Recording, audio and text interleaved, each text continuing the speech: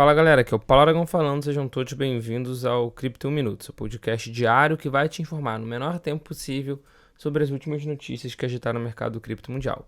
E para começar o episódio de hoje, o mercado de caixas eletrônicos de Bitcoin, os ATMs de Bitcoin e outras criptomoedas, experimentou um marco histórico em março de 2023, mas foi um marco histórico negativo.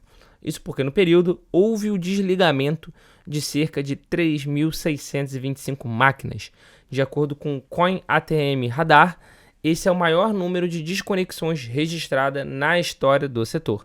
Além disso, esse número é o dobro da queda observada nos 2 primeiros meses do ano. Afinal, em janeiro e fevereiro deste ano foram desligados 1.588 e 275 caixas eletrônicos de Bitcoin, respectivamente. Embora o número de ATMs de Bitcoin ativos tenha chegado a mais de 33 mil em 1º de abril de 2023, essa é uma queda de quase 15% em relação ao início de março. Os Estados Unidos, Canadá e Espanha continuam sendo os países com maior número de máquinas. No entanto, as razões por trás dessas desconexões ainda não são claras. Alguns especulam que a desconexão pode estar relacionada ao bear market, que tem afetado todo o ecossistema de 2022. Enquanto outros atribuem ao declínio da perspectiva de uma regulamentação branda, de uma regulação positiva no setor. Vale ressaltar que se a gente parar para pensar no bear market, um dos maiores operadores de ATM do mundo, que é a CoinCloud, que inclusive tem operação no Brasil, entrou com um pedido de proteção de falência, que é o capítulo 11 da Lei de Falências Americanas, é uma recuperação judicial lá nos Estados Unidos. Ou seja, é natural que a CoinCloud, por exemplo, desligue algumas máquinas ali entre os Estados Unidos e o Canadá, justamente por causa desse pedido de recuperação judicial. E continuando falando de recuperação judicial e falência, um artigo da Bloomberg alegou exposição entre a Tether, que é o maior provedor de stablecoin do mundo, e o agora falido Signature Bank. E a Bloomberg falou isso e começaram a circular rumores sobre o envolvimento entre as duas empresas. No entanto, a Tether, que é a emissora do USDT e de outras stablecoins também, imediatamente procurou esclarecer as reivindicações feitas no artigo original. Eles enviaram e-mail ao Cointelegraph e também para outros meios de comunicação, provavelmente, e a Tether deu uma resposta oficial à situação em que disse que deseja reiterar inequivocadamente que não tem exposição alguma ao Silvergate, Silicon Valley Bank e Signature Bank. O emissor da stablecoin destacou uma seção do artigo que não apontava nenhum problema de colaboração entre a Tether e o Signature Bank e que falhava em explicar que não havia conta aberta. Pois bem, rolou rumor e a Tether rapidamente respondeu que não tinha nenhum tipo de exposição, não só ao Signature como aos outros dois que também acabaram falindo. E falando em exposição, de acordo com um documento arquivado junto à SEC, que é a CVM americana, a MicroStrategy revelou a compra de mais 1.045 unidades de Bitcoin. Além disso, o fundador da empresa, o Michael Saylor, também comunicou a decisão da empresa nesta quarta-feira, dia 5.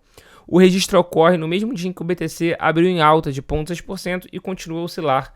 Oscilou, na verdade, entre ali os 28 mil e os 28.500 dólares. E de acordo com os registros, essa aquisição de 1.045 unidades de Bitcoin foi realizada entre 24 de março e 4 de abril agora de 2023. O valor acumulado dessa compra chegou a 29,3 milhões de dólares, ou seja, na cotação atual, cerca de 150 milhões de reais. Como resultado dessa nova compra, a MicroStrategy e suas subsidiárias possuem cerca de 140 mil Bitcoins, que se a gente pegar o valor de preço médio, agregado, dá cerca de 4,17 bilhões de dólares, o que em real equivale a cerca de 21 bilhões. Ou seja, já é uma quantidade bastante considerável, Ele já tem um percentual bastante significativo de Bitcoin, até mesmo em relação aos Bitcoins em circulação. Sem sombra de dúvida, a MicroStrategy já é uma grande baleia. E para fechar o episódio de hoje, no primeiro trimestre de 2023, o Bitcoin se destacou como o melhor investimento com sobras. De acordo com o CoinGlass, o preço da criptomoeda registrou uma alta de 71,77%. Trata-se de um grande avanço em relação ao prejuízo de 14,75% registrado no quarto trimestre de 2022.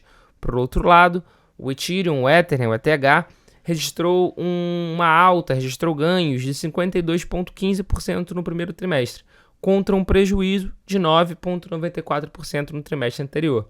As duas criptomoedas despontam como os melhores investimentos de 2023 até o momento. Vale ressaltar que recentemente também começou a circular no Brasil uma comparação entre Bitcoin, Bovespa, Selic, ouro, e o Bitcoin da mesma forma ganhou esse ranqueamento. E um outro ponto desse relatório que foi divulgado agora pela CoinGlass que vale a pena ressaltar é o aumento da capacidade da Lightning Network, que ultrapassou os 50 milhões de dólares. Ou seja, cada vez está mais fácil utilizar a Lightning Network por aí. Esse foi o Cripto Minuto de hoje. Muito obrigado pela sua companhia e eu já tenho um encontro marcado com vocês aqui no nosso próximo episódio. Valeu!